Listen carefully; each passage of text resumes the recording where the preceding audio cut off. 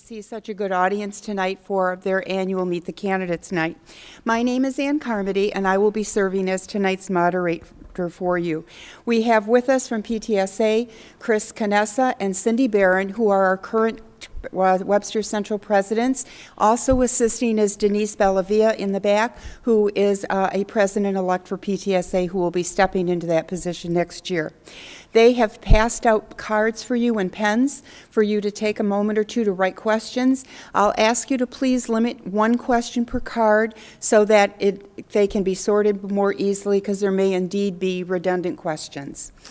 They will collect those questions as our candidates are presenting their opening statements, but you will have an opportunity if something comes up that you would like to ask another question, just raise your hand and they will collect them.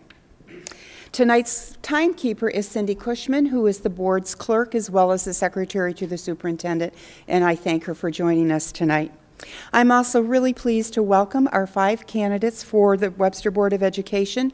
We have 5 candidates running for 3 seats on the Board of Education. I will ask candidates a series of questions that have been submitted by you, and again, you have index cards to submit additional questions. Our format tonight is each candidate will present some opening statements about themselves. At the conclusion of that, we will ask the questions in which they will provide responses.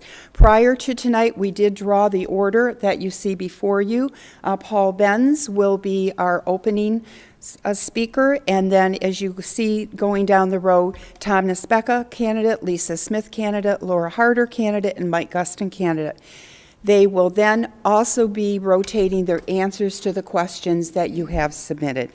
We are very pleased and grateful that they have chosen to join us tonight. Board of Education is such an important position in our community, and we are grateful to have this opportunity.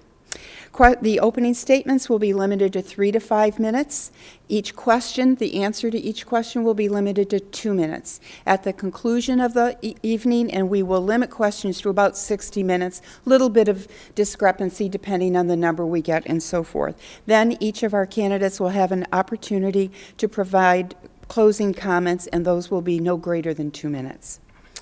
The moderator has the discretion to combine questions that may be similar. Also, I have the opportunity, if I deem appropriate, to rule out questions that are either redundant or irrelevant or perhaps, in my decision view, inappropriate.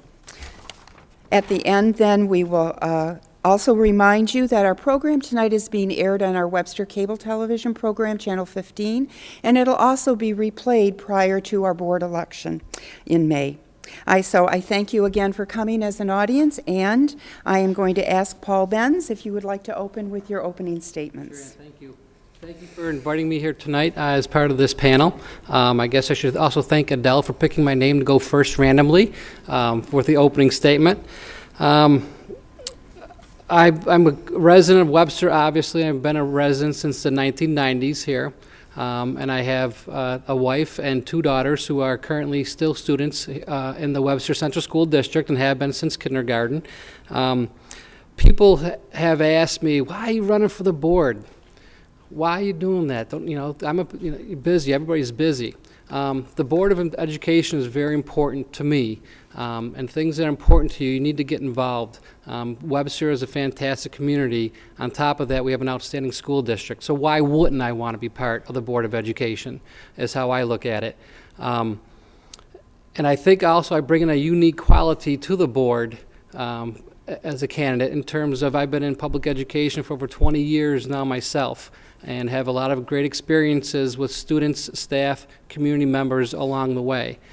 So I do like to, I'll be talking about that a little bit later on, I think, in some of the questions, but I also want to address the fact that we have some very qualified candidates here, and actually a few incumbents, and I respect each and every one of them and the work that they've done.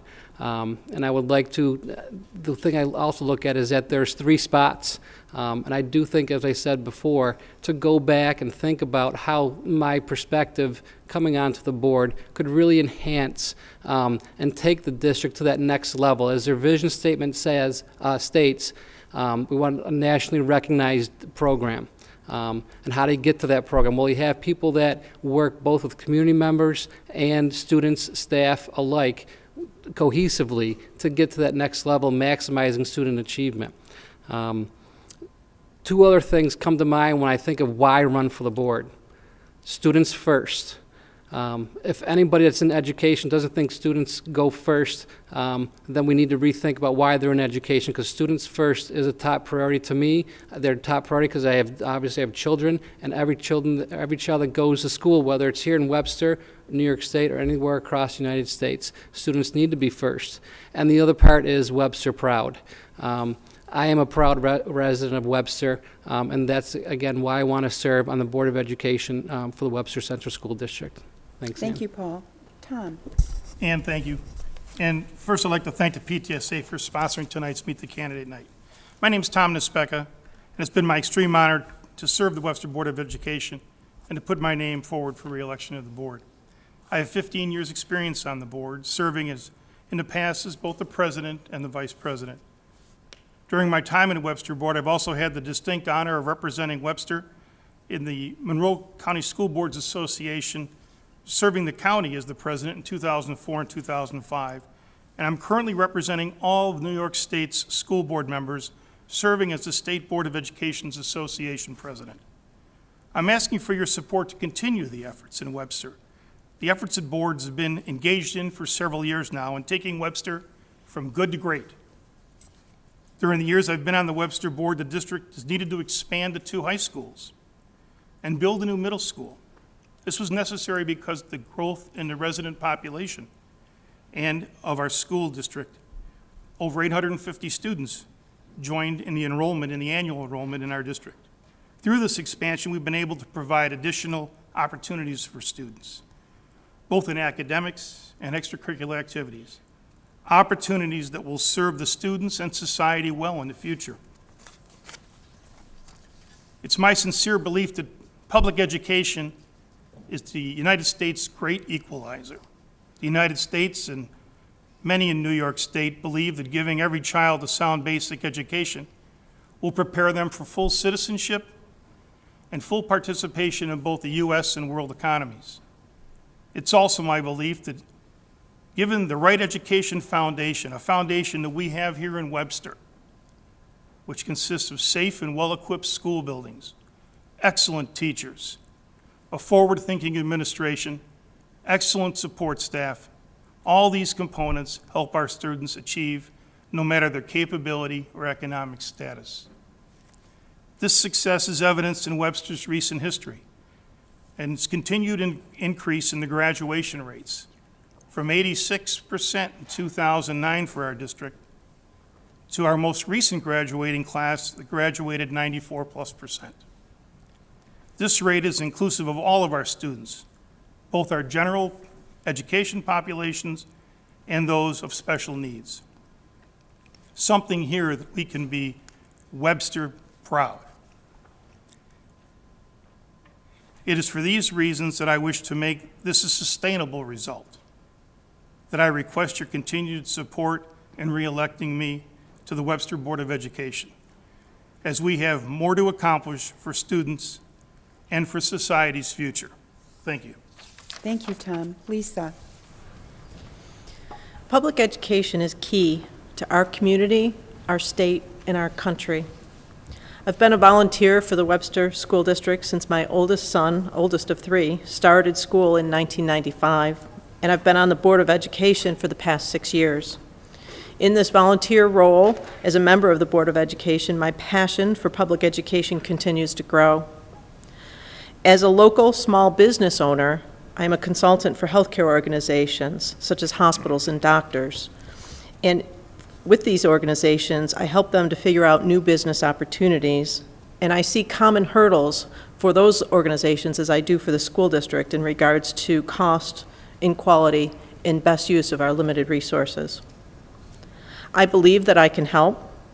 I'm willing to continue my volunteer time, and I'm honored to be a candidate for the Webster Central School District Board of Education. Thank you. Lisa. Laura? Tom stole my Webster Proud statement. I had to make some edits here. Good evening. My name is Laura Harder. I've been on the board for 21 years, and I'm seeking re-election. Just as a quick bit of background, I have a Bachelor of Science degree at RIT. I have a very supportive husband, and my children have graduated from Webster Schrader. I worked at Xerox for 34 years. My work responsibilities included graphic designer, supervisor, manager, marketing, and account services exec. The skills and knowledge that I used in business are many of the skills and knowledge that I bring to the board. I'm a seasoned and experienced board member. In addition to have served as a member, I've also served in a leadership role as vice president and president for several terms.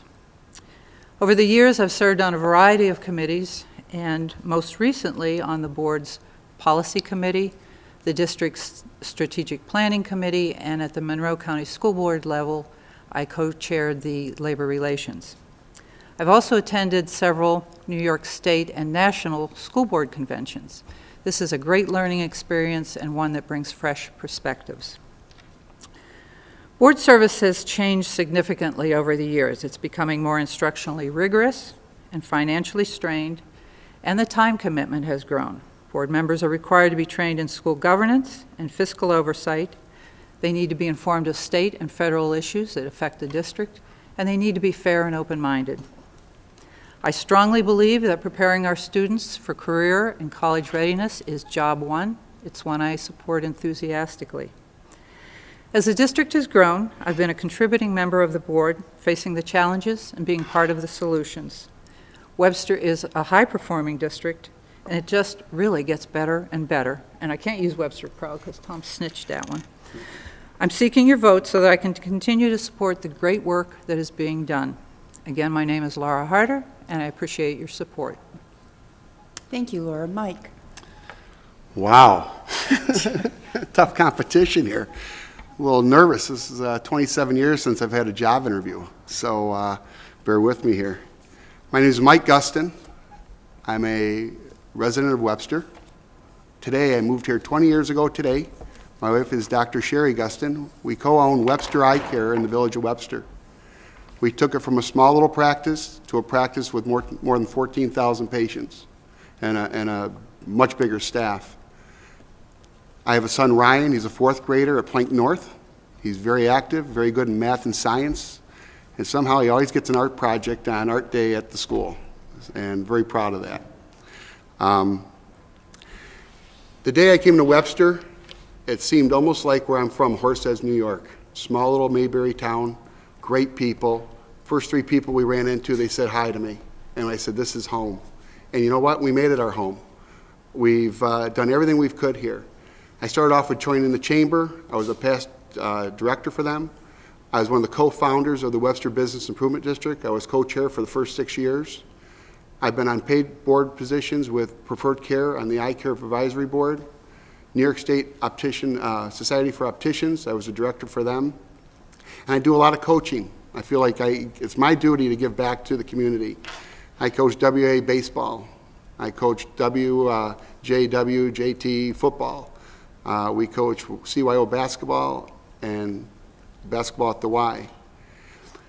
You know, I sit back and I get a lot of patients that come through, and I always like to know what people do. And it seems that we have a very big mix of whether teachers, administrators, maintenance people, cafeteria people, and you name it. And you start picking the brains and you start hearing things. And what made me run for the board or want to be on the board is a couple things. One, I think I'm very qualified, having a business background. I handled HR, PR, benefits, payroll, new accounts, marketing, you name it, we handle it, having a small business. But the biggest thing is that, you know, so far we've done a great job, but when you look at that tax number, 60% schools, 25 county, and 15 for town, and I see the town struggling, trying to figure out whether they're going to keep a police department or not. And I look at the schools and I say, are we getting the biggest bang for a buck? I'm going to share that statement. And I looked at that, and through the stuff I found out was, I don't think we are. Bottom line. Things are getting tougher. Tougher for the kids, tougher for the teachers. First interview process, as I started getting information about 3 months ago, most teachers didn't want to talk to me. Most people that work for the school district didn't want to talk to me. They didn't want to share anything. They're afraid that if their name got involved with it, they'd lose their jobs. Right away, I thought, how can you work for a district where you're afraid to give your opinions, your comments? And so that got the ball rolling that says, I got to look into this further. I want to be part of the school board and find out what's going on. Yep, it is true. My research shows that we're the second lowest tax rate out of any school district in the state, I believe. And as I started looking at that, something didn't make sense to me. What are we missing? So I went to the U.S. News report and found out that Webster's not even ranked as far as rankings in New York State.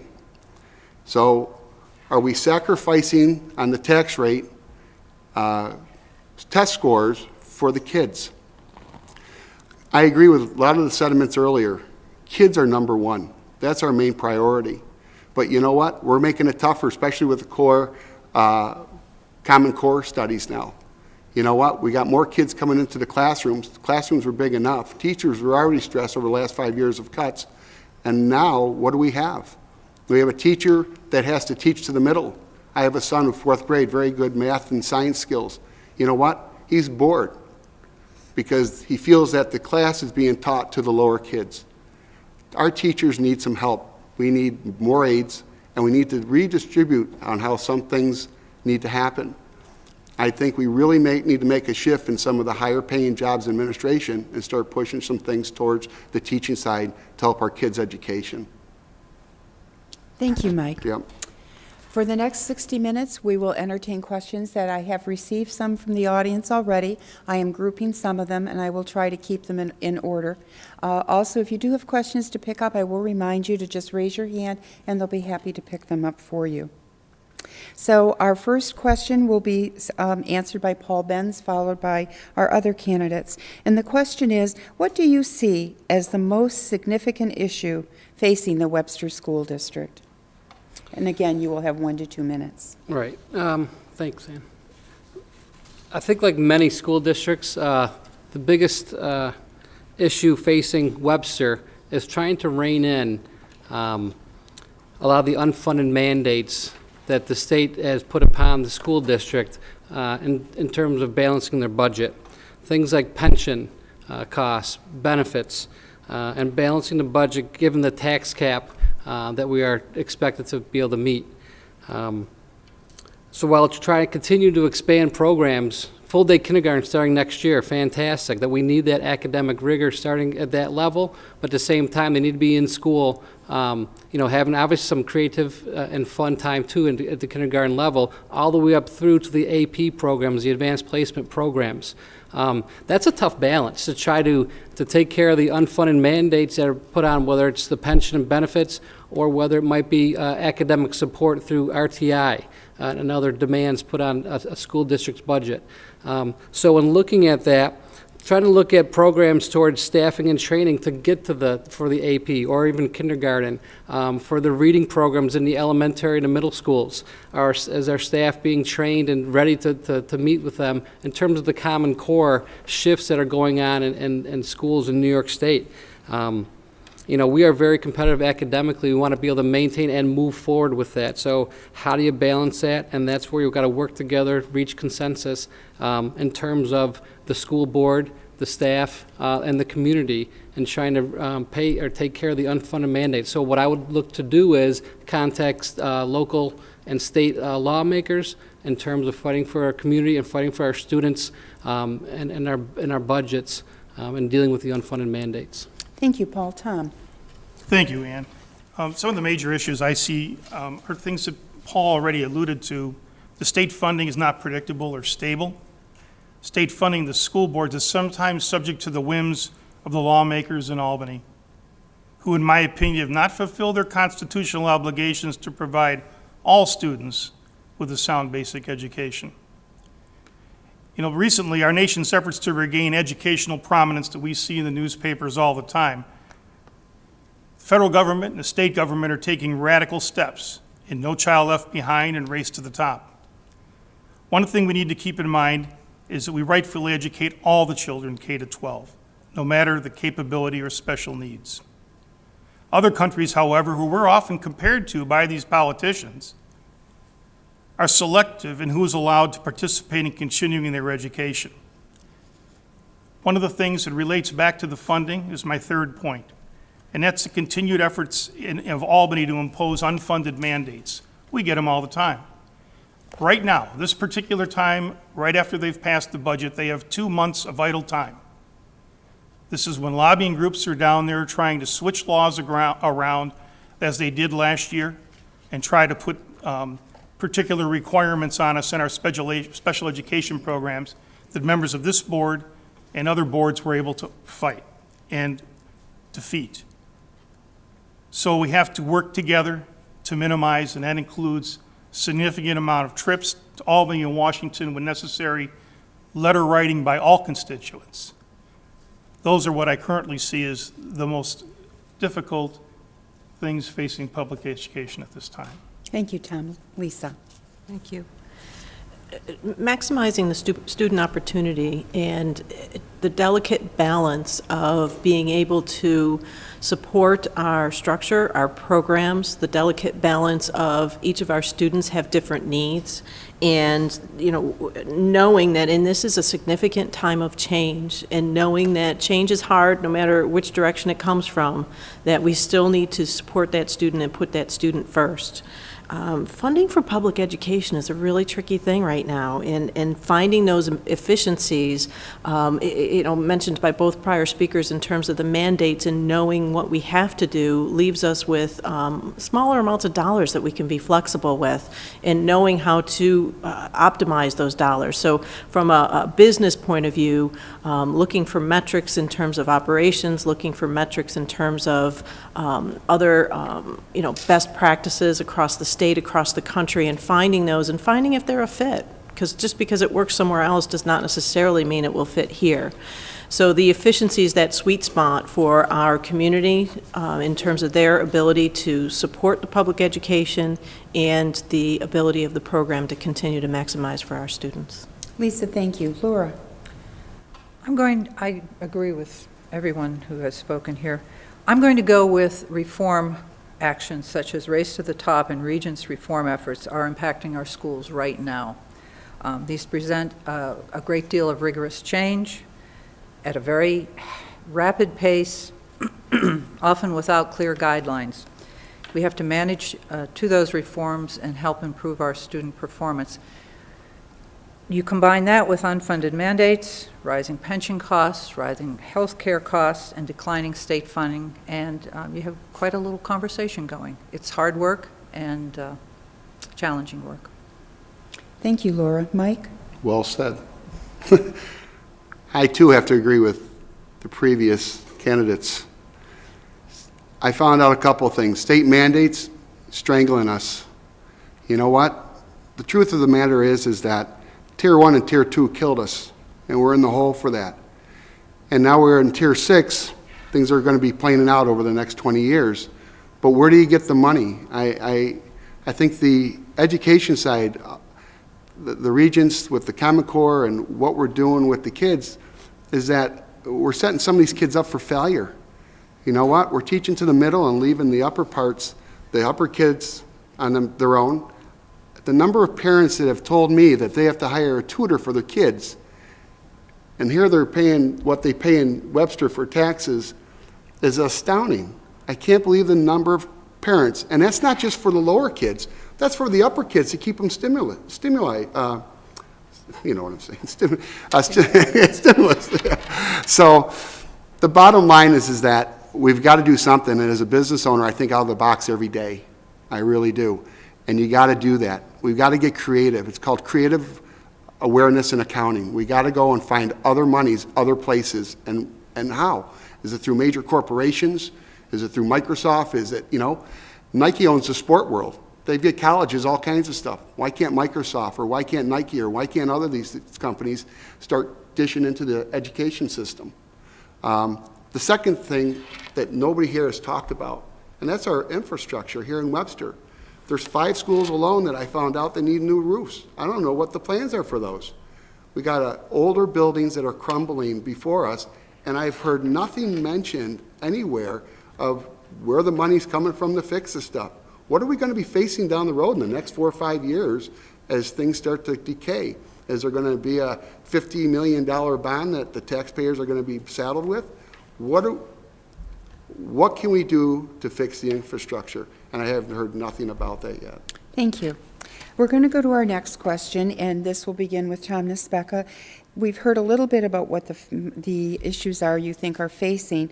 So do you also feel as candidates that there are issues that the board or the district are not adequately addressing at this time?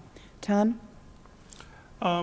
Yes, I think some of the issues is that we may be going in certain areas a little bit too quickly into certain things that are remedying or trying to remedy our education efforts. For instance, No Child Left Behind, we've been trying to get, that's also known as the Elementary and Secondary Education Act, has been trying to be renewed and corrected now for several years. It's already 11 years old since it's been passed.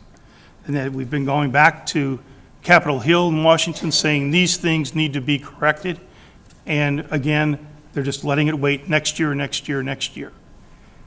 Similarly, for us receiving the Race to the Top funds, we may have jumped into things, but as board members, we have to enforce the law that comes from state education. As much at times we may think we need to try to adjust it or modify it a little bit, we run into those situations where we cannot actually apply different standards because we have to follow regulations. So I think we need to sometimes step back a little bit and address things just a little bit slower. I think everybody has a lot of good ideas, but they're all putting them into the pot to try to correct it at the same time. Thank you. Tom. Lisa? It's a difficult question because I don't believe anybody's perfect, and certainly if you're close to perfect today, there's probably opportunity tomorrow. However, I do feel as though Webster as a school district has been proactive in so many areas in terms of our our ability to step up what we're doing to address some of the Common Core issues. We really started that a couple of years ago in terms of some of our structures, in terms of our reserve processes and how we've staggered how we're going to spend those over time. I think there's really been a significant amount of proactive areas. One of our core beliefs, though, is about innovation and giving ourselves permission to try something without necessarily expecting that perfection every time. So have we taken steps that we've gone back and taken a different step in the next year? Absolutely.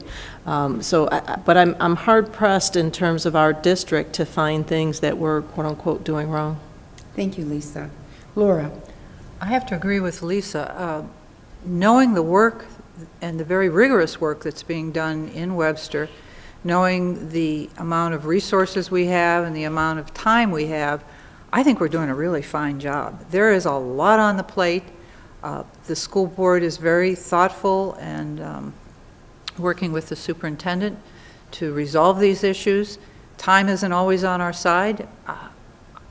I can't say enough about the work of the district. We should be very proud of what we do. Can you repeat that question? I will.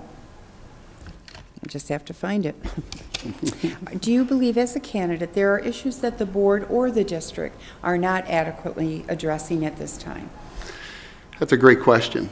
You know, not being on the board and seeing some of the inside stuff that's happened over the past couple of years and making a decision to run just a little while ago, I can't quite answer that. I can't put my hands around it.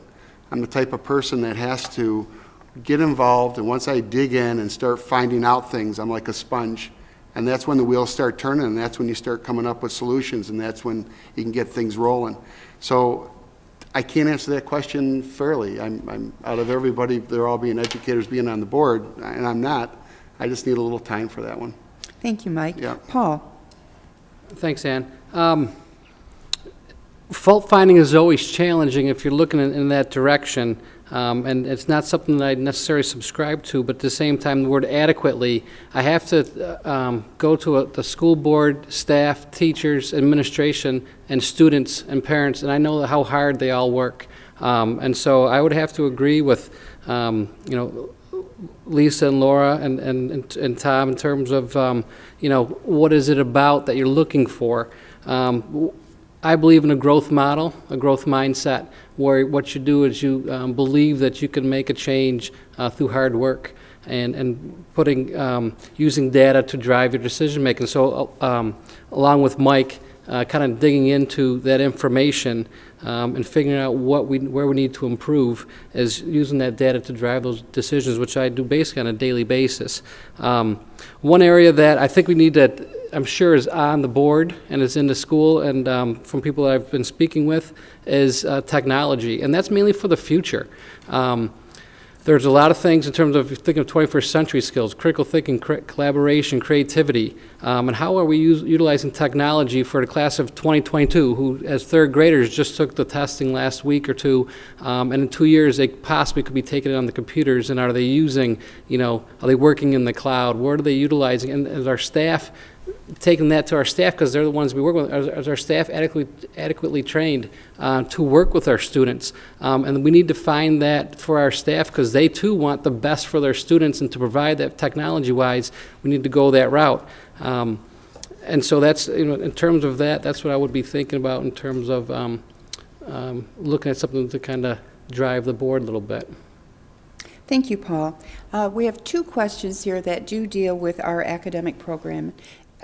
So the first one will be begun by Lisa Smith, and that question is, how would you improve our current programs to increase Webster students' ability to be college and career ready? Yeah, our students are starting with our core belief of students first. And I do believe that through our PLC process, through our different curriculum and our different school school groups that the teachers and the administrators are putting forward every year as we do our budget program to increase that every year. So I don't have a specific idea that there's a specific class that's missing or a specific topic that's missing. And frankly, we look to our staff to propose those, and we look to fund as many of them as we can. Thank you, Lisa. Laura? What she said. The way to improve is to follow the New York State Common Core standards. They're rigorous, they're challenging, they're going to move us forward. Certainly the work of the PLCs and the great teachers we have adds to our enhanced performance. Strategic planning, I don't know, we do a lot of things. We look at the data constantly. I think we're doing a fine job. Thank you, Laura. Mike? I want to say we have the greatest teachers around, when we do. They work hard. They put time in outside of work, which I have friends that are teachers, and every night we're sitting together, they're grading papers, they're doing something phenomenal. But I think CORE has set them up in a tough way. As I said before, it's funny, you talk to a lot of people, and you find out little programs, lead teachers, gifted and special need teachers. Well, I think we got rid of them and we brought in consultants. My thinking is that we need to get more of those people back into the classroom as teachers and do more that way to help them out. Honest to gosh, I've never seen so many people so stressed out after this year, being an outsider. Again, I hear people and they let it out and they talk about it. And we need to do more to get more one-on-one attention with the kids if we're going to make them succeed. Because I personally don't think way the core is and what we're doing, I don't think it's enough in classroom hands-on program to help the kids personally. And that's what I'm hearing. Thank you, Mike. Yeah. Paul? And could you be fair, just repeat the question? I will. How would you improve our current programs in the Webster School District to increase our students' ability to be college and career ready upon graduation? Okay, thank you. Wholeheartedly agree about the teacher work ethic here and the quality of teacher coming out of the Webster schools and the producing quality graduates. The nation and our state has made a shift to say graduate, and correctly so. It made a shift to say graduation in and of itself is not good enough. We need to prepare them for college and career readiness. Now, it's a shift in your mind when you're thinking about it. And that same shift for our students has to happen for our staff. How do you do that? Staff development and training. We need to be able to provide time and effort and energy for them to be able to be ready. They want to be successful. Nobody wants to go through school as a student, staff member, board member, community member as being unsuccessful. So we got to continue to, we go back to the budget piece in terms of how do we balance the budget with the unfunded mandates and at the same time the tax cap, and develop our staff and produce the same quality student and then some in the next forever. So continue with the rigorous curriculum, continue having our staff work in their PLCs and discussing with fellow staff members best practices and share those best practices. Staff talking to staff is one of the best forms of staff development.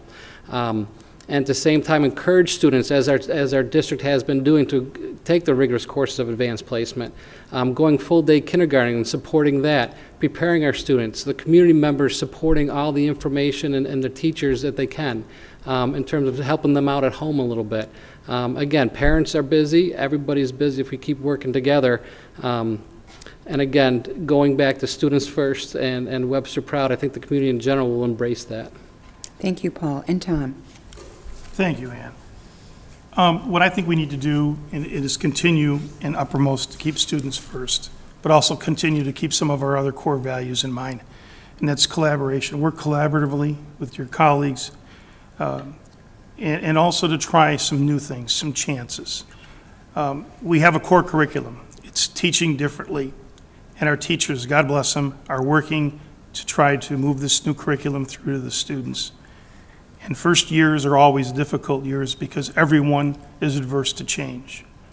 But this district and what I've seen them embrace in the past, technology when we first put it in, our school district has a great range and age of teachers, from extremely experienced master teachers like some of those in the audience tonight, to those that are relatively new out of school but have mastered some of the technologies and some of the other aspects. And it's through that collaborative effort, working together, that they're going to see, oh, this is a plus from person A and a plus from person B.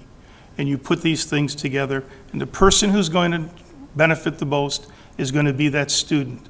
That student that's going to come out and walk into a job and look at a problem and say, I have an idea, versus walking into a job and needing to be retrained by their employer. We don't need that. We need a person to be able to step out of our school system, no matter what they want to do, whether it's go into a career or go on to college, and be prepared to do so. Thank you. Thank you, Tom. I'm going to combine two questions in our next one to the candidates, and Laura, you will be our first responder on this. What is your opinion regarding electives, advanced placement classes at the high school level, and what role do you see that they play in your vision for the district? Boy, I don't know how to answer that other than we have worked very hard and diligently to increase our AP classes. They help save a lot of money for kids. They prepare kids for college, and they save money by kids not having to retake those courses. And the role you see that they play in your vision for the district? They just increase academic excellence. What was the other part of the question? It was your opinion regarding the elective courses we provide, including advanced placement courses at the high school level, and then what role do they play in your vision for the district? Elective courses round out your education. We stand out in music. We're one of the top 100 schools. We're outstanding in art. We have thousands and thousands of dollars in scholarships for our students. Electives are important. Core courses are important. It's all about a rounded education. I support them. Thank you. Mike? I agree with Laura. Getting into college today is very difficult. Going to a top-end college, they look at everything. You better have the grades. They look at your AP stuff. They look what you did in the community. They look what you did in sports. They look what you did in arts. They look in music. And you know what? And if you don't have it, that's the little thing whether it gets you in or gets you out. So it's very important.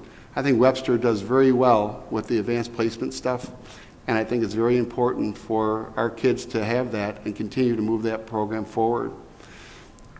And the second part of that question? Just what role do they play in your vision for the district? Well, as I said, very, very important. We need to have that.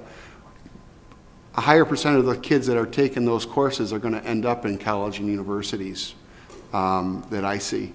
And I think that's the separation. I think, you know, you want, let's face it, you want every kid to have the opportunity to go to college. The reality is, it isn't going to happen. That's why Europe, the kids in Europe are separated by 7th and 8th grade. Some are going vocation and some are going to university, and that's why their scores, the kids going to university, are higher than ours in the States. We set ourselves up to, you know, we're not going to compete with that. We're not going to be on the higher level. So I think what we do in Webster is fantastic with the AP stuff to give our students a chance for the future to get into good universities and land great jobs. Thank you, Mike. Paul? Thanks, Ann. Great question. First, K through 8 sets up the high school, and any foundational work for a student going into high school needs to have that foundation, obviously, set for K through 8. I know it was geared for high school, but it's so important for us to remember and understand all the great work done up until 8th grade. Electives are such a vital part and component of a high school education. We're talking about technology drawing, CAD, art, music, bringing out the 21st century skills of creativity, teamwork, collaboration. They're so vital. And what they do, too, is that whether you're an AP student or not and you're taking those electives, you feel proud and you have pride in that. It was mentioned that we have one of the top 100, in the top 100 music schools. Went to the Community Arts Day year in, year out, fantastic pieces of art. That's a sense of pride and accomplishments for students, and they can go on to school for that, they can go on to trade for that, whatever they need, but they're learning throughout the course of it, whether it be through discipline, whatever the case might be, in lessons and practice. AP, advanced placement courses. We need to make sure we continue with those for rigorous curriculum and establishing that we want to be, going back to the vision of a nationally recognized school. Advanced placement challenges our students, and they need that challenge. They want that challenge, our students do. So for our students to be pushed hard, and they are pushed so hard in the AP, and you know what? They respond to it. And then when they go on to their 2-year, their 4-year school, yeah, they're going in as sophomores, a lot of them. So it's just a great challenge to become college and career ready, both on the elective side and on the AP side. The role of it is we need to keep going with those programs and to try to make sure that we're reinvesting in them and trying to enhance them as much as we can. Thank you, Paul. Tom? Thank you, Ann. I think the role of the elective is vital because it takes the core curriculum and it allows you to do some exploring with the core curriculum. The AP classes are amazing in this district. We're the only district in New York State named by the College Boards 3 years in a row for having the most continued AP growth and students sitting for the examinations. That's tremendous. There's over 700 districts in this state, and to be the only one in a state to be recognized is excellent. My fear is that someday in the future, because of other things placed upon us, we won't have the opportunity to give those students the AP classes that we have today. And it's important that we have a state-certified teacher in front of those students doing it. We do have the networking and the infrastructure in this district to be able to, at some point in time, maintain those courses by using some of our electronic means between schools. Maybe one teacher teaching 2 classes from a classroom in Thomas, teaching to a classroom in Schrader, and alternating between the classrooms on different class times in the week to be able to maintain that AP course. Because of the fact, as Paul mentioned, you can actually enter into college with significant grades. My own son, had he continued to be, wanting to be a physics major going into University of Illinois, would have started as a sophomore at University of Illinois with physics as a major. But he decided to go in aeronautical engineering at the time and still started as a second semester freshman, helping mom and dad out with those. So it's vital we keep them both. It gives interest to education and allows students to advance themselves at their own pace. Tom, thank you. Lisa? The electives and the variety of electives that we offer, business, some of the science areas, the energy class, our arts, our music, a number of these courses offer the students an opportunity to have a little bit of an insight into what their career that they might choose might show them. So they're able to test it out in a very easy way and make some more decisions to help guide them for what decisions they make next. Second, a number of the candidates have already mentioned, these really do have economic impact when the students go to college. So our variety of courses that are dual credit with MCC for $90, it might not be $90 anymore, it might be a little bit more, but very inexpensive. The students, the students can actually enter college with a couple of credits, whether it's enough to, advance them a semester or a year, or it's simply enough to allow them to take one more elective in their college career. It makes a difference. The AP courses similarly help to prepare them for what the future might hold. Anecdotally from my students and from their friends as they speak to these experiences now that they're in college, all of my kids are in college or graduated, they really speak to the opportunity to see through the rigor of the assignments, the rigor of the expectations that are associated with AP courses as a prelim to what they see in college. So it really sets them up. So I think really in terms of our vision, it really does put a real plus in the column for college and career ready. Thank you very much. We now have a question that does take us back to the financing of public education, and specifically the Webster School District. The comment first is that currently we're spending down our reserves at approximately $2.5 million a year, while taxing substantially below the tax cap limit. What's a viable plan for preserving the sustainability of the district's budget in the future? And we are going to begin that with Mike Guston. Whoever asked that question, great question. I think this year we're not quite taxing to the cap, if I'm not mistaken. I think we're 600,000 short on that. And I think my math, as I did a little bit, is that we're going to be in trouble by 2017 of what we can take out of the reserves. At this point, I don't know where we go. The state mandates are killing us. And I think that's where we have to think outside the box again towards what kind of help the feds can give to us, what kind of help can we get corporate America to give to us. But as far as this year's budget, I mean, we left $600,000 on the table because that's going to go against us next year. And we can't afford that. If we can't take it, what we can get, it doesn't make sense not to. And why we did it in the budget this year, I don't know. Again, being somebody new, I can just look at numbers and figures and go from there. And that's a great question, whoever asked it. I don't know where we're going to go. But I can tell you this, if I'm elected, I'm on the board, we're going to spend every minute I can to find out where we can get that money and try to come up with ways. And that's what I can tell you. Thank you, Mike. Paul? Thanks, Ann. I agree with what Mike was saying, and we're going to need to look at the data. And Webster has done a wonderful job, and I was part of the committee while I was here. That's the Budget Advisory Committee, and that's bringing together Jim Fischera, who leads it with Adele, and they bring in staff members, community members, board members, and they go through the numbers and they help educate all of us in the community on how to best handle this, and we have those open air discussions.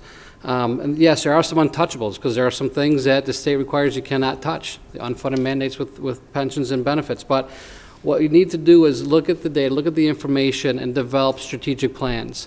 1 year out, 5 years out, 10 years out, and look at the reserves and what you have. And business managers are typically very conservative in their estimates. You want to work with them and see what they plan out. Listen to the experts on that. Go to the state and figure out what you can do in terms of, again, going to lawmakers, helping with the unfunded mandates. Additionally, Tom mentioned something we refer to as distance learning. What can we do in terms of, I've mentioned, I know a few times already, staff development. One thing is called a MOOC, and that's massive open online courses, and it's free. what kind of resources can we utilize for staff, for students? Distance learning is a great way to look at it, but at the same time, little things like that can go a long way with that. And in terms of developing a strategic plan, looking at the data, that's how I would have to go about it as a board member. Thank you. Tom? Thank you, Ann. Yes, we do use our reserves. We use our reserves because we're stewards of the money that we may have had that we're over our balances in the past, and we're trying to return it to the community. Mike did say some good things, though, about, do we have some areas where we could be trying to tax a little bit more towards the allowable cap. There are many areas in the state, and we're not adverse to that, where we've gone through a lot of situations with our big companies. One of our homegrown companies right here, Xerox, and with Kodak and Bosch and Lomb and others, where many people have gone through some disappointing times and layoffs. So they're trying to maintain their homes. So we have to balance a very good education that we have here in Webster, along with the ability to pay for that education. There are reserves that, with permission of the taxpayer at some point in the future, can be allowable if the taxpayer gives us permission to spend some of those down. Those are certiorari reserves that are used for tax certiorari's if we're sued by a company. Those are also some of our other reserves that we have for building, so that we could take care of the roofs that were in question before without going to the taxpayer for more money to do so. So these are all the things that we have to turn around and balance, because one, we have an excellent staff. Like I said before, in a visionary group at the administrative level. And what we have to try to do is create the balance to do the best we can for the maximum amount of students that we can, along with maintaining a tremendous staff. Thank you, Ann. Thank you. And Lisa? Yeah, finding that sweet spot. We are, in fact, spending our reserves down at a fairly steady rate, but over a number of years. My alma mater, West Seneca, and out of near Buffalo, they're similar in one way that they have two different high schools and situations like that, but they're not similar in that they have spent through their reserves, and they are finding themselves dry right now in terms of what they can do, and we have, in fact, been proactive and spread it over a number of years. There's going to be a crisis in funding for public education for a number of those schools who have blown through all their reserves, and these next couple of years will be very, very difficult for them. And so the idea is that hopefully the result, we're going to need to fix how we fund public education. And so it's just not going to work. And the fact that we have put ourselves in a position that we can hold our breath for a few more years should allow us to do that in a constructive way and not such a painful way. We do need to look for alternative sources of funding. If these guys have heard it from me before, it's like, okay, well, what about that grant? Well, what about that grant? Well, what about, and we're not a high need district, so there are some streams of funding that we're not eligible for, but we have been and will continue and need to continue to be proactive and find those opportunities. They're not going to be a substitute for, millions of dollars, but they are going to help us to bridge our way to the future. We do, by the way, have money in the capital reserve for our roofs, and so we won't let the rain come in. But we do have reserves for reasons, and we are spending down where we can. Thank you, Lisa. Laura? I want to assure everyone that Webster is in good shape, that we have a solid 5-year plan for spending our reserves. We review it every year and make adjustments, and that is thanks to the work of Jim Fischera, Adele Bavard, and the board.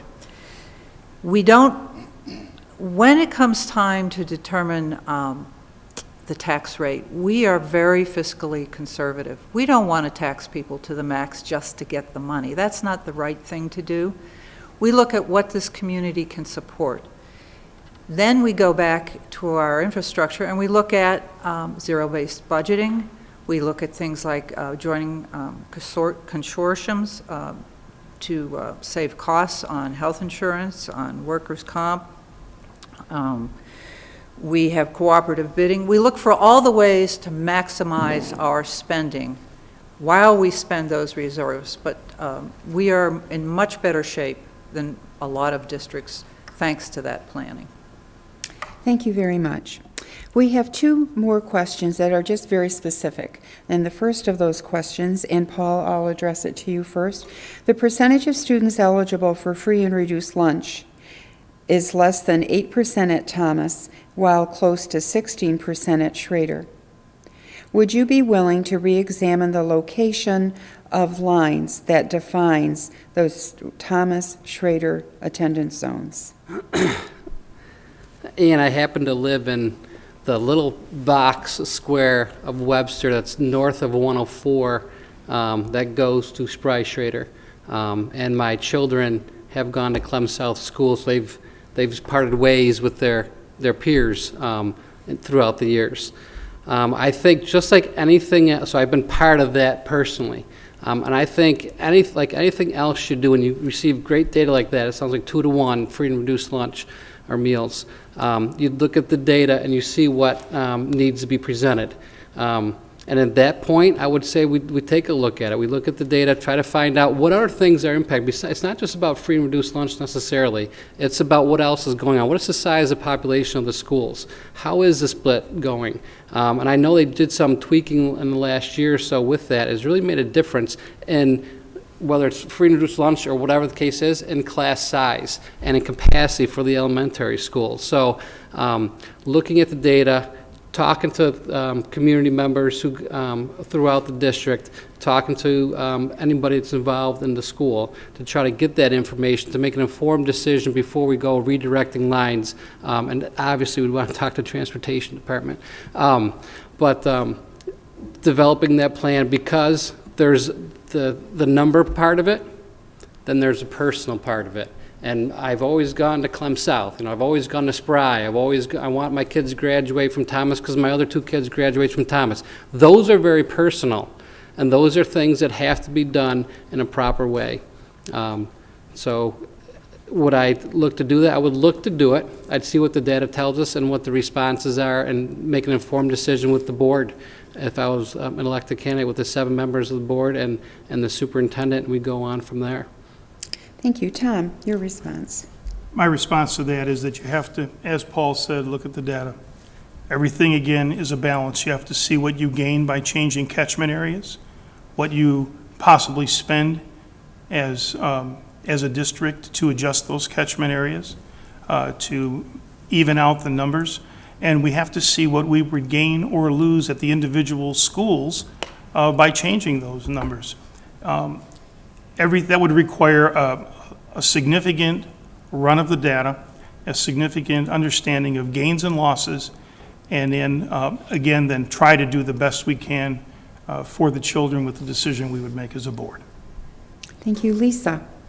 I guess it poses to me a question of why. I mean, what's the objective? Why would we try to do that? As long as we have the right program for the right students where they are, I'm not sure, maybe I'm missing the why. There is significant change for students, as mentioned, in terms of changing what school they go to, and if that was really necessary in order to address the needs both of those that have the free and reduced lunch and maybe have different needs than those who don't. As long as we're addressing it in the environment they're in, I'm not sure that it would be necessary. Thank you, Lisa. Laura?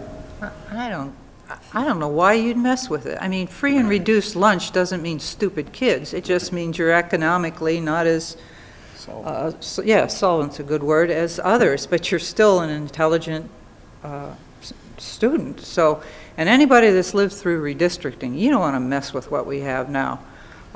We have a great high school feeder pattern set up. I wouldn't mess with a thing. Thank you, Laura. Mike? I think Lisa and Laura said it best. Why would you want to change it if they're getting all the,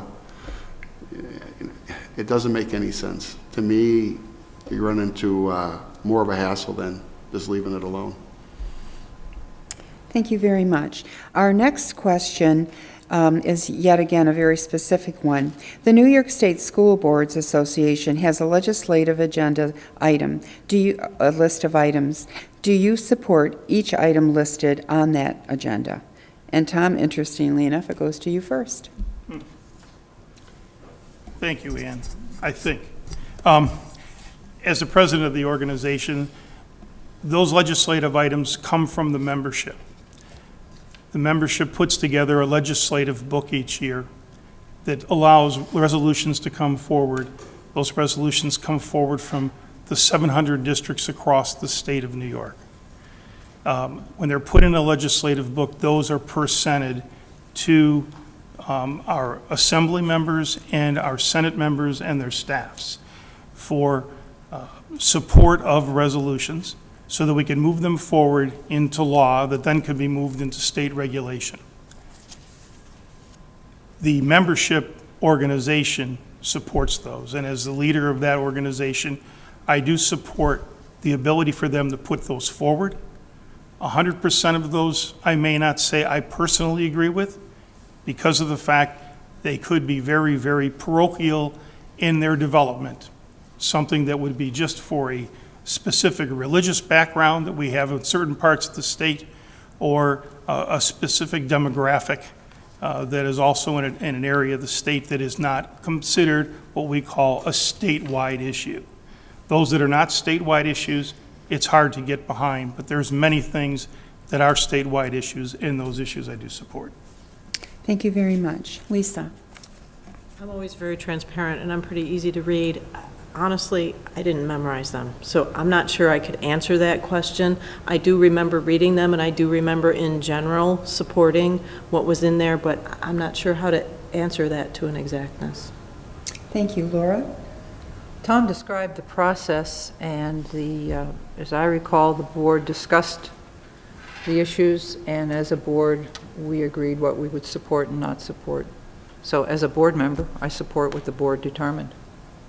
Thank you. Mike? Not being on the board, I don't know what the agendas were, so, and I haven't read it, haven't seen it. Being new, I can't even answer that question. Thank you. Paul?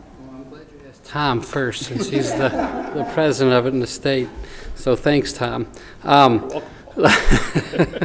again, I kind of resonate with the other candidates too. I would have to look at the exact agenda items to see what I would support. Initially, I would have to, if on the board, I would say I would support it, but I'd have to look at them and say what's in it best suited for, as was mentioned before, demographically for Webster, and what situation we're in as our own district. Thank you very much.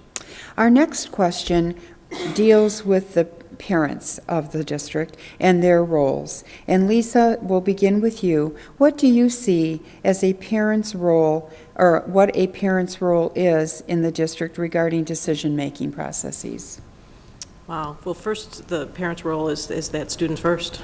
You know, their care and care and feeding isn't the right phrase, but their care for their child and their responsibility to double team what they're going through as a student.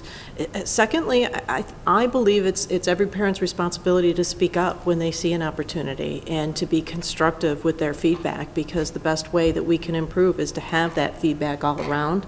And, you know, so I think it's the best role for that parent to find out the right, many of the calls I get as a board member are, you know, gee, what about? And 9 times out of 10, I'm finding a phone number and a name for who they should talk to. It might be, gee, have you tried the teacher? Gee, have you tried the assistant principal or the principal? Or if it's about a particular operational activity, you know, directing them to them. So I think it is their responsibility to step up and when they see something and be proactive, both for their student and observations in terms of the district. Thank you. And again, just to repeat, it is their role in the district's decision-making process. Just wanted to make sure you understood all of that. Thank you. Laura? I love your answers. The role is to provide feedback so that the board can understand their concerns. And a great way to do that is to be a member of the PTSA. They are very active in this district. Adele stays in contact with them. They're aware of issues on the table, And I think as a decision-making for a parent, that's where you bring your issues. Thank you. Mike? I think we had two great answers. First decision the parents have to make is to make sure their kid is got the proper foundation before they send them to school. That would go a long ways. If there's an issue with anything within the schools, I think Laura is correct. You know, you have a PTSA, they can be involved, they can bring it, they can take it to a principal, they can take it to a teacher. Stay involved in your kid's life and your activities. And there's so many times I see in my son's school where, you know, the parents aren't putting the time in, aren't making good decisions, and that hurts everybody. So I would say there is avenues, and they need to take those. Thank you. Paul? The role in the district decision-making is to be involved, PTSA. And if you can't make the PTSA, support your child and support your teacher and support administration in terms of communicating. If you have a concern, we haven't talked about the Dignity Act for students, but that's part of, you know, parental support. That's the part where it talks about more bullying and harassing and safety for students in schools. That's a major part, especially, you know, at this day and age. Stay involved, be involved. Every teacher, every administrator, every board member wants parental involvement to be beneficial for their student learning. And sometimes it's not easy because we all have crazy schedules, but at the same time, who are we talking about? It's been mentioned here, students first, your own child. So we're here for you. That's what teachers are there for. And so their role is vital and important in the decision-making process, especially if they take part. Thank you. Tom? Thank you, Ann. I think the role of the parent is vital. They're the first teacher of every child, their own children. They're the very, very first teacher, from initial steps to taking care of themselves, getting them ready to be able to participate in school. I think the thing that we want to do is get them involved in the PTSA and to respectfully question things as they go forward in the school so that, one, they can support the academic program, and then also support changes as a group that are rightfully brought forward, put through proper channels, and then taken to either the principal or through PTSA, through central PTSA to the administration to say, these are some things we've noticed as a group. It's not an isolated incident. It might be something that's coming throughout the district from different buildings, and this may be something we need to put forward and request respectfully for some consideration of change in that policy and or procedure. That's how I see the parent participation. They are the students' first line advocate. Thank you very much. Our next question deals with staff's role. What role do you see your staff play in the planning and implementation of the school budget? And Laura, we begin with you. Every school is involved in providing, working with their principal and providing their feedback to zero-based budgeting. If staff is interested in being even more involved, we have a budget advisory committee, and they're welcome to join that as well. But everybody has a voice. Thank you. Mike? I tend to agree with that. 3 years ago, or yeah, I think it was about 3 years ago, I had a concern, and I made a phone call, and I was told to go to the meeting for the advisory board for the budget, and everything is spelled out and laid out. But I think the staff, if, like I said, if they have any concerns, they can take it up to the top, or they can go to the meetings and they can be more involved if they're that concerned. Thank you, Mike. Paul? Staff have a vital part in the implementation planning of a school budget in terms of letting administrators know, letting the board know, letting the budget advisory committee know what is needed for instruction? What is needed for student achievement? What is needed for student success? How do we move our students forward? We talked about that earlier tonight. Our staff needs to be able to say, hey, I'm in there daily with them, hourly with them, whatever the case may be, and this is what we're looking to do. Zero-based budgeting allows you to do that because you're starting from scratch and saying, this is what I definitely need to be successful, and how do I move forward with it? I've been there myself as a teacher and as administrator, and without the collaboration between the staff and the administrator, putting that process in place and planning for the future, we would be remiss in our ventures with the Budget Advisory Committee. Without their input, we would be going way off target. We would not be able to address the needs of those students in the classroom on a daily basis. It is important for the staff to have that voice, and from my experiences in here in Webster, I believe they've had the voice, and there's always that delicate balance of what they can and cannot do because of other budgetary concerns, but it's something that we definitely would want to keep looking into. Thank you, Paul. Tom? Thank you, Ann. The staff role is vital. The staff role needs to come forward as it does from each building, because they know, again, as Paul mentioned, what's needed to teach the student, to be able to get to the student through many of the various ways that they have to figure out differentiated instruction depending on the student in their particular classroom. The certain particular way of teaching may not work for all students, and they may have to do it, so they may have to talk about working with an assistant or some team teaching or combining classrooms, things of that nature. But the staff involvement is very, very important, and they not only can get involved at their individual school level, but also through the Budget Advisory Committee can also bring that voice forward to the group as a whole. Thank you, Ann. Thank you. And then Lisa. Our budget, our role as a school board is to prepare and present a budget to our community. That said, it's really our staff, our front line, who understands what the needs are, who understands what it takes to get through the year. On a number of boards, I have lived by a phrase that I had somebody mention to me as a young professional, which was noses in, fingers out.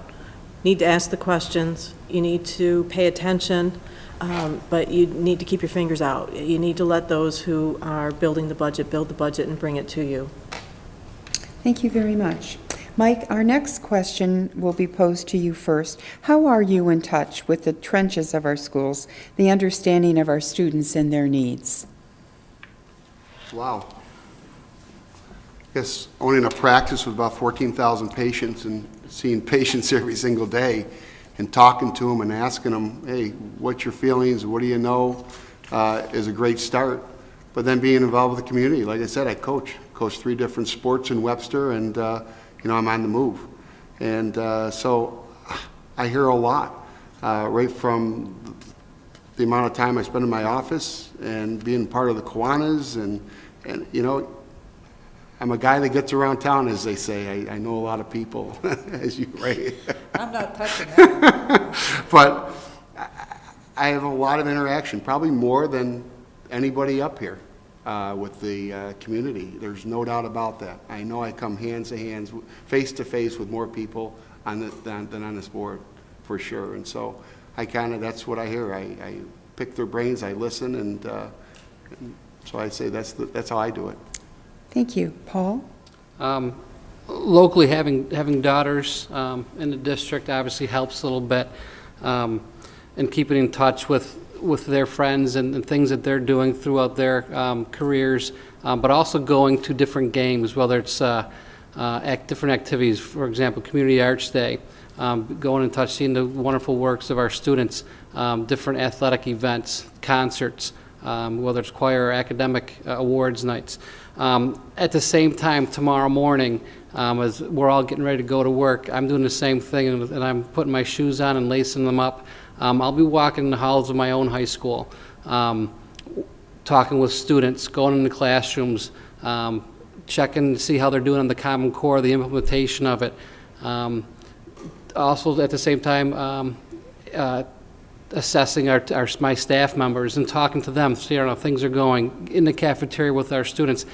Whether you're in my district or in Webster or in California, students are students, K through 8, K through 12. And kids are kids and young adults are young adults. And what do they want? They want to be connected to. They want to have that relationship. They want to know that you care about them.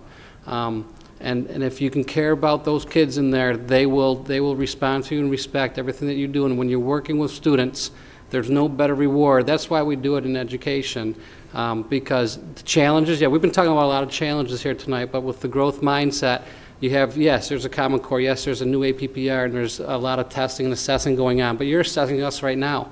Assessment goes on all the time. But when we work together and we collaborate, and just the things we talk about 21st century skills, if we embark with those same traits for our students and show them how to role model and how to progress and be successful, then we will be successful as a community and as a school district. Thank you, Paul. Tom? Thank you, Ann. I think the ability to get out into the community, talk to people, but primarily listen to people. Listening is a skill that you have to sit back and listen hard.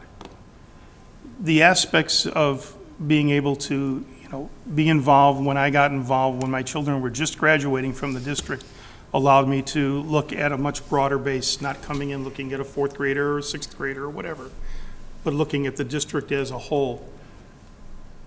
You're able to go out and talk to people, whether it's at church, whether it's at the store or whatever, and understand the holistic approach to education in Webster. And have we been preparing the children properly? We've made a lot of changes in Webster. We've given the kids a lot of opportunity, and those opportunities have prepared them well. One thing that I like to bring up to a group like this is we prepare them so well. There was one year a few years ago where every one of the military academies chose one of our students. To understand that takes an act of Congress. There has to be a supporter in the United States Congress that puts that forward for congressional action. We are doing things very, very well here. And we've been recognized at national levels by college boards. We are recognized at the state, and we are part of, I call it, the Commissioner Stump speech. He spent time here in Webster a few months ago and has filmed parts of it because we're doing some things so well here that they're asking the rest of the state to, hey, take a look at Webster. They're doing it right. They're helping children, and they're helping a lot of children. Thank you, Ann. Thank you. Lisa?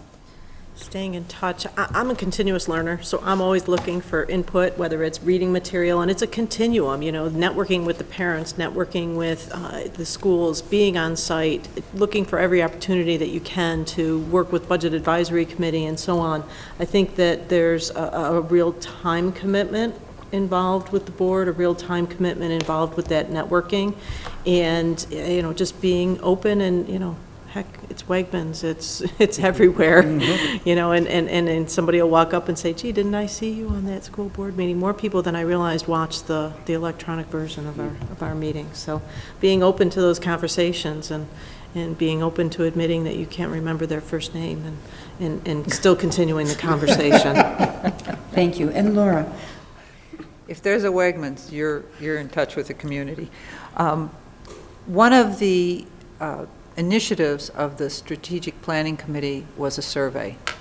We surveyed students, teachers, parents, and community. And we just went through an exercise to update that survey.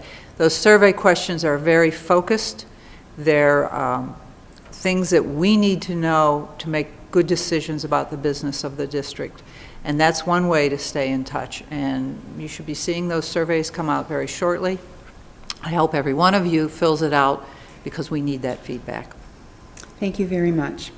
Our next question, and we will only have one additional after this, just to give you a sense before closings. The next question deals with board operations. And the question is, in your view, how is the school board role different from that of the superintendent and administration? And we were going to begin with Paul. How are they different? I could talk about how they're the same. that they need to work together to be a successful team. But how are they different? Well, one, in terms, the board is the boss of the superintendent, so that's a little different. But at the same time, the superintendent runs the schools. The superintendent is the manager, the administrator of each and every school along the way. And what the board does is governs the school district, works with, the superintendent also works with the community, but the school board is a direct link to the community in terms of, what's going on budget-wise, and they govern the superintendent and help manage the superintendent, but it's a synergy between the two that makes it a success. So in terms of the differences between the two, we look in education to the superintendent for leadership, and the superintendent and the board look to one another for leadership and which way for the district needs to go. Thank you, Paul. Tom? Thank you, Ann. I think there's a couple of things we need to keep in mind. There's a commonality is the governance of the district.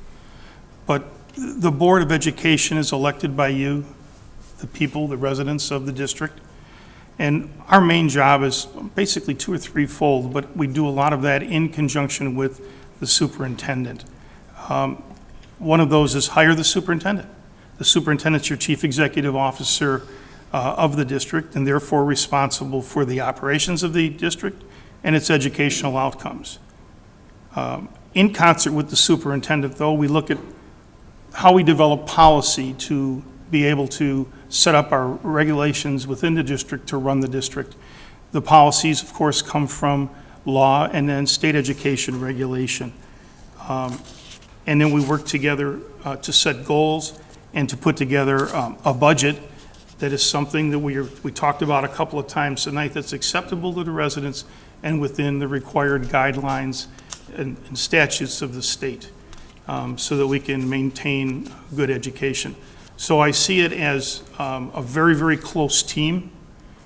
Final direction does come from the board, but a lot of times it's in 100% consensus with the superintendent, or we wouldn't have brought the superintendent as a group on to help us move forward. Thank you. Lisa? What we have in common clearly are the goals of the district, the vision of the district, and our core beliefs. What's really different is our role as, setting policy and adopting a budget and operational activities, sort of back to the noses in and fingers out. And there are times in my experience where some of us in our passion have stepped into roles that have been maybe potentially more operational than necessary, and we've always had friendly opportunities to say, hey, come on back to each other and keep ourselves out of that operational activity. So that's what I really think is the difference. Thank you. Laura? I agree with Lisa. The board sets policy, presents a budget, and hires a superintendent. We think strategically, and we always talk about thinking at the 30,000-foot level. The superintendent is in charge of operations. We support her, we don't interfere, and that's the difference. And Mike? I think everybody hit the nail on the head. All the boards that I've ever sat on were there to advise, make policy, and as they said, the goal setting is the only commonality.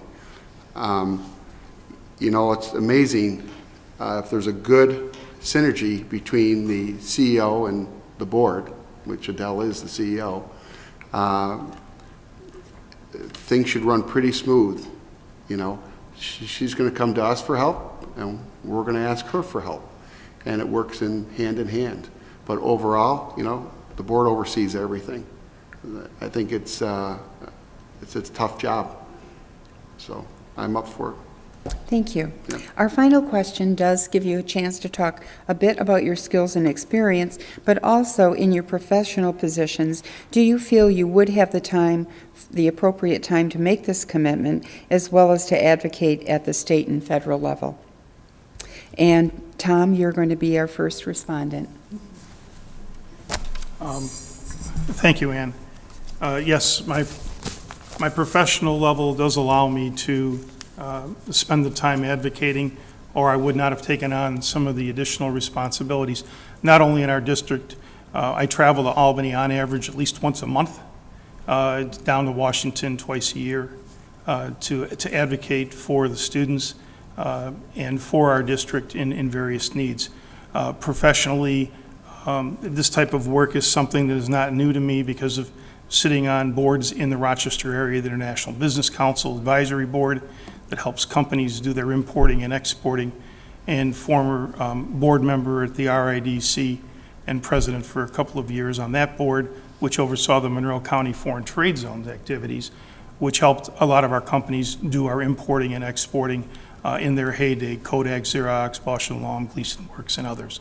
So these require the ability not only to understand your business locally, the points locally, but to be able to take those issues and concerns to either Albany or Washington, and in our case here for education, and fight for what we need here in Webster and what we need for our students. Thank you. Thank you. And Lisa?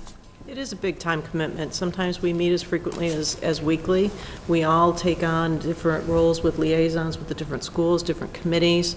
We all have a role with one of the committees on the Monroe County School Board level, and we all try to commit to that continuous learning. And there's a lot of reading involved. There's a lot of material that comes that is very helpful. I have an interesting prism as a business owner. It's myself that I need to ask permission for to take the time. But I did really think about it long and hard. I mean, having been on the board for 6 years, I know what that commitment is, and logistically, it's a lot. And so yes, I did make that decision before I decided to put my name back on the ballot again this year, and I do and will spend the time. Thank you. Laura?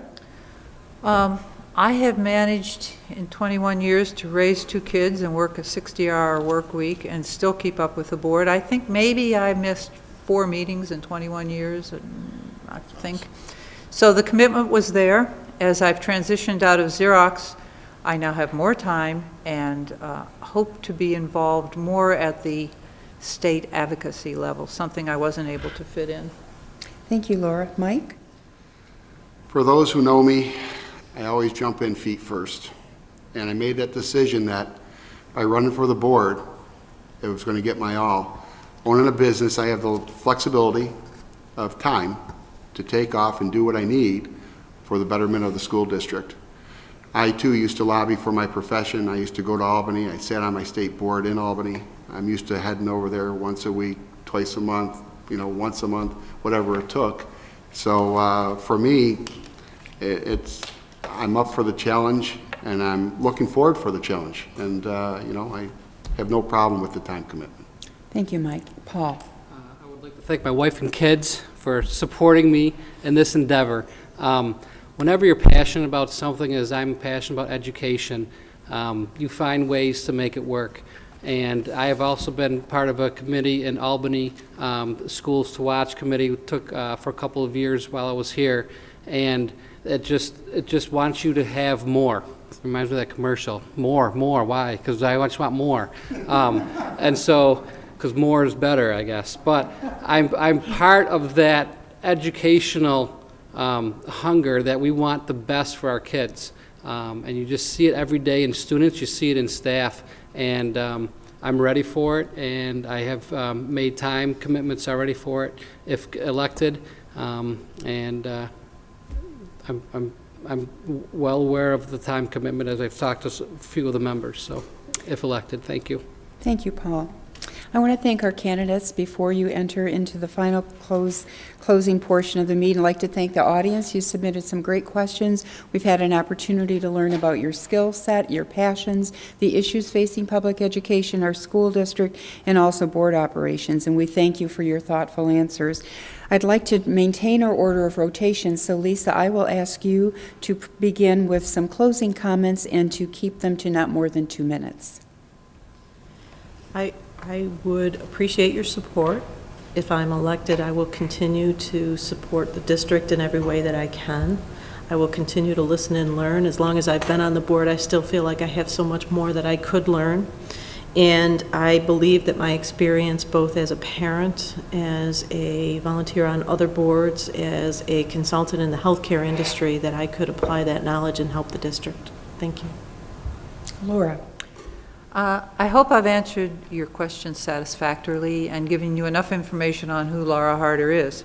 As I've stated, I'm very proud of the work that I've accomplished in this district. I have put in countless hours of volunteer time to meet the demands of being a board member. And call me crazy, but I'm looking forward to more hours. The work is sometimes easy, sometimes hard. It runs a gamut of emotions, but it is always very satisfying. To keep growing as a high-performing district, there is so much more to accomplish. I would appreciate your vote on May 21st so that I can continue to work on behalf of the community and our students. Thank you. Thank you, Laura. Mike? I want to thank the PTSA for hosting this tonight. I want to thank Ann, did a great job as a narrator tonight. Thank you, Cindy, for taking care of the time tonight, and all the rest of you for coming. I hope also you got to know who Mike Gustin is. I've been a business owner for 20 years here. I've got a son in the district, and I love Webster. And you know what? I'm looking for the challenge. I really am. And like I said, for the people that know me, they understand what I can do. For the people that don't, I really hope you get out and you vote May 21st for Mike Gustin, and you'll see what he can do for you. And that's my promise. I'll give you all the time and efforts that I can, and I will, to make sure that I do the right thing for the Webster School District. Thank you. Thank you, Mike. Paul? Thanks, Ann. Thanks, PTSA, for hosting tonight. And I want to go back to where I started, with students first and Webster proud. I firmly believe that, and looking for, if you think I'm the right candidate for you, my experience as an educator can help move us from that vision statement of a nationally recognized school district, or to a nationally recognized school district. One thing I'd like to also leave you with is I like music, and there's a lyric in one of the songs that always comes up every so often, and the lyric says, "I don't shine if you don't shine." I'm going to turn that around a little bit, and working for both the community, the staff, and well, all of them, and the students and the stakeholders in the district, because if the students don't shine, we don't shine. And that's how we move forward as a community. That's how we move forward as a district. Students need to shine. Once students start shining, students are shining, let me go back. But once we shine all the time, then it gets embedded. And when we're shining, all of us will shine. So that's why students are first. Thank you. Thank See you, you on Tom. the 21st. Thank you, Ann, and thank you, PTSA, and all those who came out, those of you viewing at home. Webster's my home. It's been my home for over 25 years. Been on the board for 15. I'd like to continue that effort. It's students that are first in a great district, again, with great teachers, a forward-thinking administration. Yes, we can always get better, because continuous improvement is one of our core values. And we have the method, we have the means, we have the capability here, and we have just the right size district, not too big, not too small, to give students opportunities and teachers collaborative capabilities with other professionals in their profession. So please, keep me in mind on the 21st. I've always put the students first, and I've treated it as all the kids are my kids. It makes for a long Christmas list, but would like your support on the 21st. Thank you. Thank you, Tom, very much. In addition to PTSA, our candidates, I'd also like to thank Paul Conley and Kathy Straight for taping our program and sharing it live tonight. I'll remind you, it will replay several times until our school budget vote on May 21st. Thank you to Paul Benz, Tom Nespeka, Lisa Smith, Laura Harder, and Mike Gustin for your thoughtful answers tonight. Thank you and good evening.